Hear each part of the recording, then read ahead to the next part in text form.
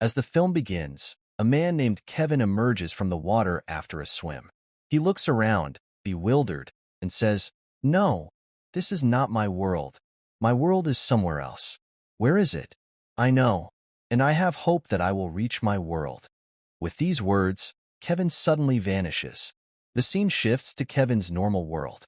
He is sitting in a bar, visibly upset, having lost all his money in the stock market.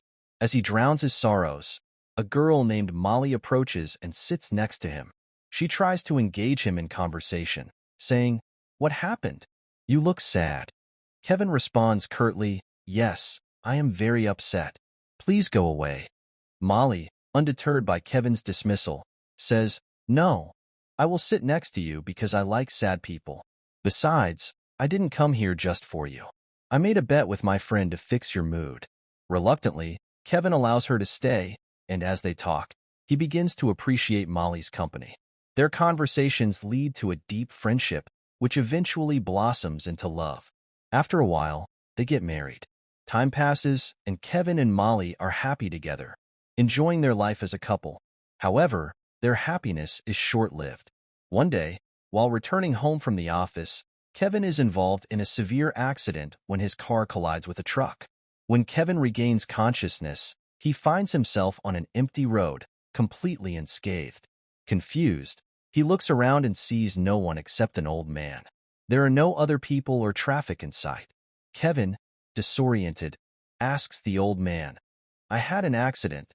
Where is my car? My phone?" The old man gazes at Kevin with a calm expression, ready to reveal a deeper truth about his situation.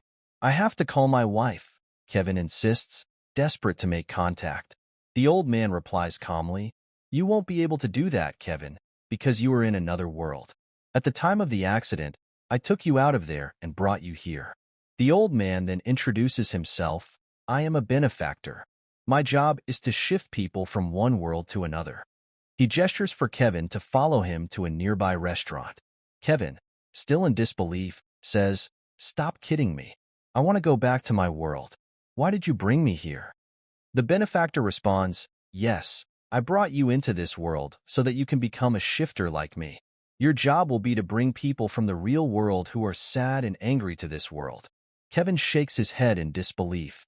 "I do not believe that this is possible. Give me proof."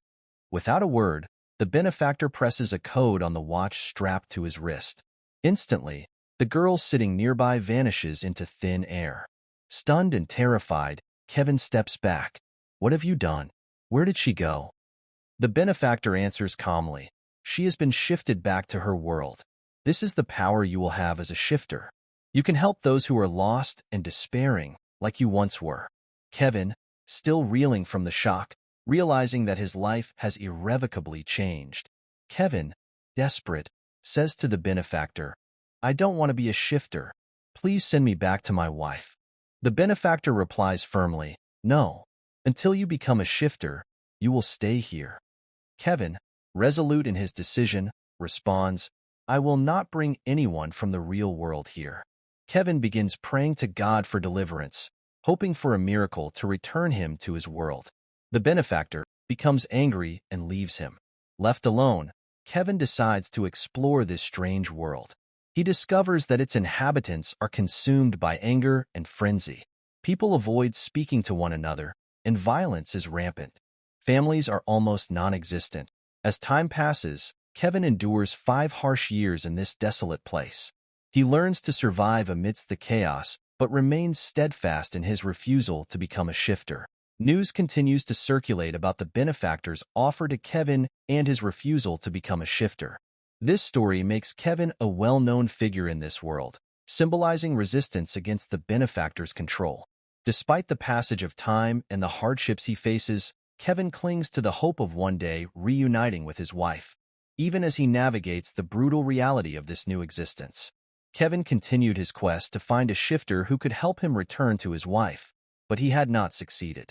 During his time in this harsh world, he befriended a man named Gabriel. In an act of defiance and hope, Kevin wrote a Bible for Gabriel, despite it being forbidden. One day, Kevin learned about a person who had the technology to view people from the real world. Desperate to see his wife, Kevin sought out this individual. After numerous attempts, he finally succeeded and was able to see his wife through the device. Overcome with emotion, Kevin pleaded, "I want to go back to my wife. Tell me her location." The man shook his head and replied, "I can't do that. All I can do is show you your wife."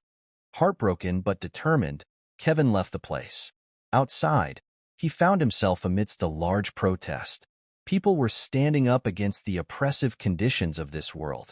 Kevin and his friend Gabriel joined the protesters. The atmosphere was tense as police lined up in front of them. Suddenly, one of the protesters broke away and vanished into thin air. The police, perceiving a threat, opened fire on the crowd. Chaos ensued as people scattered in panic. Kevin and Gabriel took cover in a nearby building. Breathing heavily, Kevin turned to Gabriel and said, "That man was able to escape because he was a shifter." Gabriel nodded, eyes wide with realization. "If there are shifters here, maybe there's still a way for you to get back to your wife." Kevin's resolve hardened. "We need to find that shifter. It's my only chance." In a moment of frustration, Gabriel bursts out, "Just give up your efforts. You won't find a shifter, and you won't escape from here." Undeterred by Gabriel's discouragement, Kevin decides to distract himself by going to a shopping mall. As he browses through the aisles, he notices a young boy who momentarily disappears and then reappears before his eyes. The sight triggers painful memories of Kevin's own son, who vanished in a similar manner in a shopping mall back in his world. Overwhelmed by grief, Kevin's sadness deepens. Amidst his melancholy, Kevin encounters a man named Nadir in the mall. Nadir recognizes Kevin by his real name and offers him a kind gesture, saying, "I know you're hungry. You're welcome to come to my house and eat." Nadir, unlike many others in this world, still maintains a semblance of family life, with a wife and 2 daughters. Grateful for the invitation and touched by Nadir's compassion, Kevin accepts.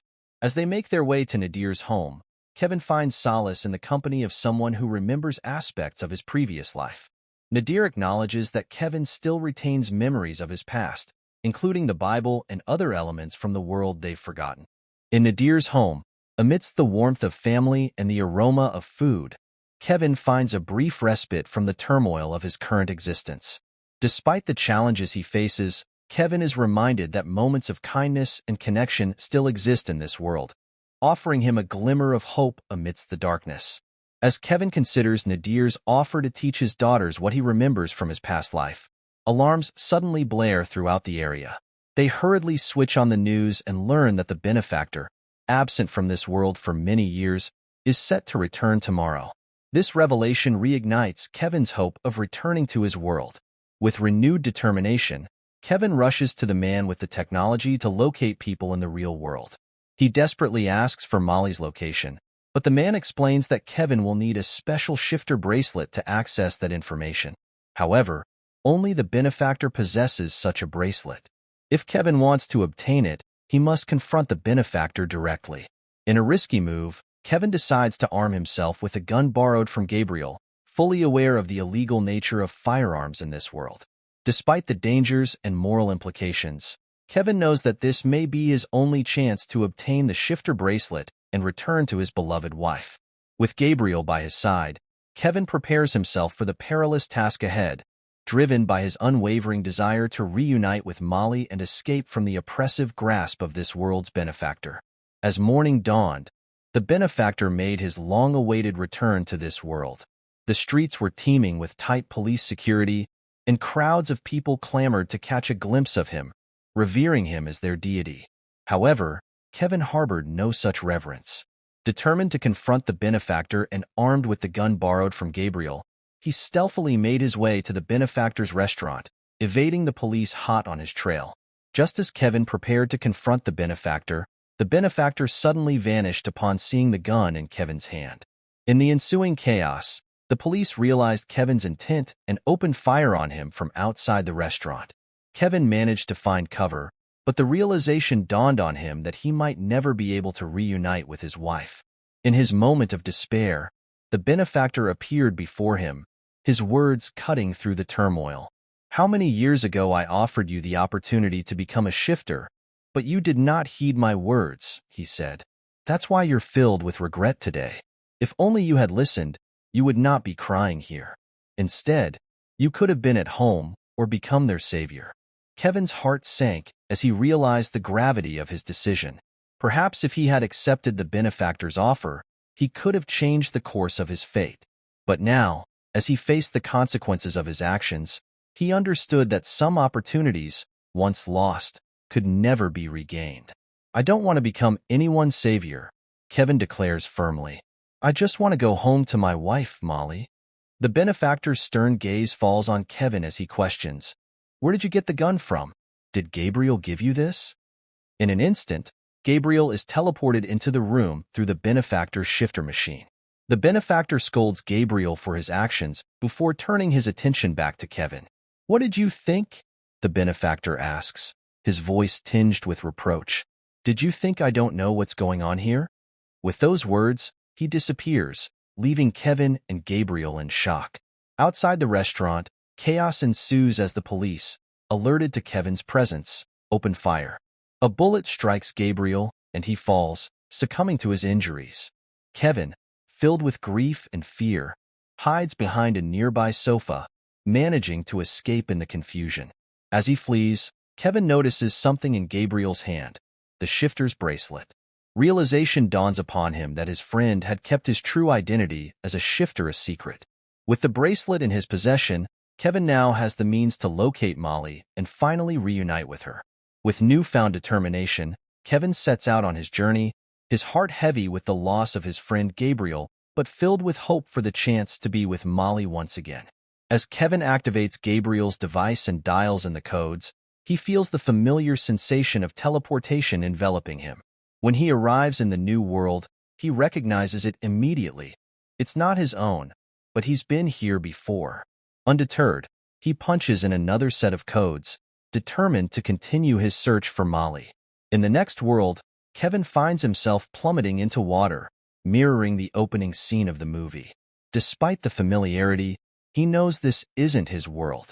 Yet, fueled by hope and determination, he perseveres, inputting more codes to transport himself once again. This time, Kevin materializes in what appears to be a mental hospital, surrounded by various versions of Dr. Gabriel, all fixated on him. Sensing danger, Kevin quickly navigates through the labyrinth of twisted realities. On the other side, he encounters a distraught girl, her tear-streaked face hauntingly familiar.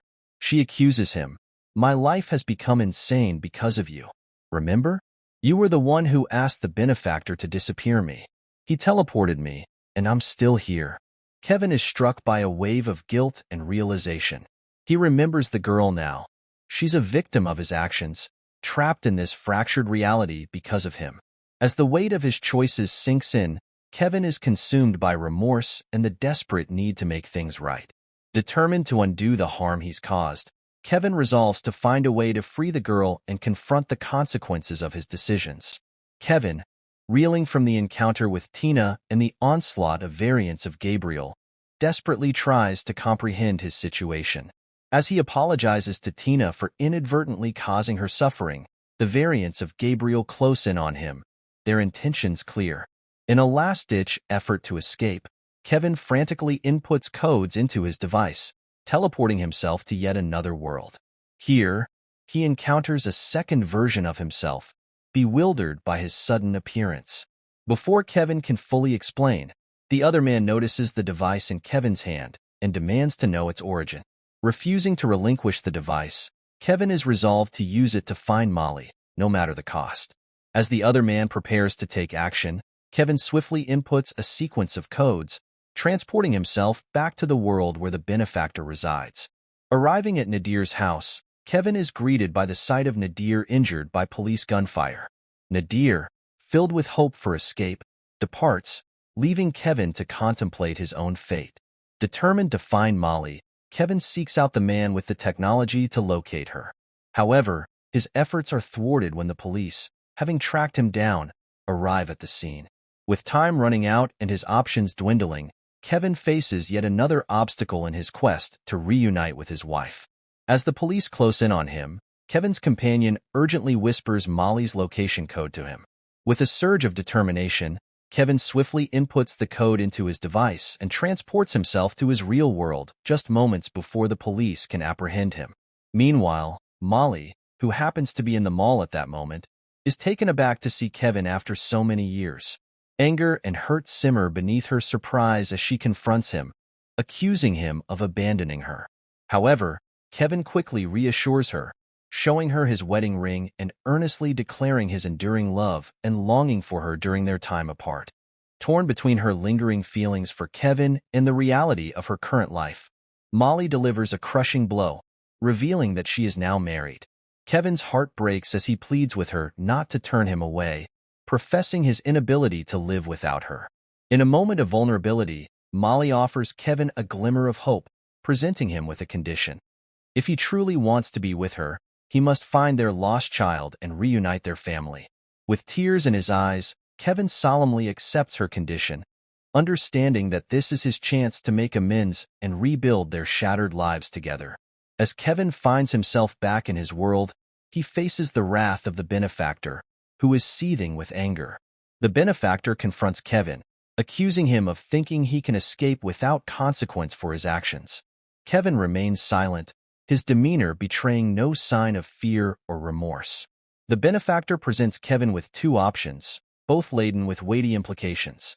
The first option is to return Kevin to his old life, to reunite him with Molly, while the second option involves sending the girl, whom the benefactor had previously sent to the mental asylum because of Kevin, back to her own life. Unbeknownst to Kevin, the benefactor is testing him, probing his character and morality in a world where selfishness reigns supreme. In this world, where everyone has become consumed by their own desires, the benefactor seeks to discern whether Kevin is different, whether he possesses the capacity for selflessness and compassion. Caught in the midst of the benefactor's test, Kevin must make a choice that will not only determine his fate, but also reveal the true essence of his character. As he weighs his options, Kevin grapples with the weight of his past actions and the potential consequences of his decisions in this unforgiving world of selfishness and manipulation. In a surprising turn of events, Kevin defies the benefactor's expectations and chooses to send Tina back to her previous life instead of returning to his own. Enraged by Kevin's unexpected decision, the benefactor shoots him in a fit of anger. As Kevin's consciousness fades, he awakens in a new world, standing near a bar. Intrigued, he enters the bar and finds Molly, his wife, sitting inside. Seizing the opportunity, Kevin approaches her and inquires about her apparent distress. Molly, tired from an 18-hour shift, expresses her need to go home. As they converse, Molly receives a call from her daughter, revealing that she is married in this world. Despite the revelation, Kevin finds solace in the fact that Molly is not living with her husband. Determined to reconnect with her, Kevin befriends Molly and invites her for tea. Over time, their friendship blossoms into love, and Kevin and Molly eventually get married. Despite knowing that this world isn't his own, Kevin finds comfort in the fact that he has Molly by his side. As they embark on a new chapter together, Kevin reflects on his journey and concludes that, despite the differences, he is willing to adjust and find happiness in this world as long as he has Molly.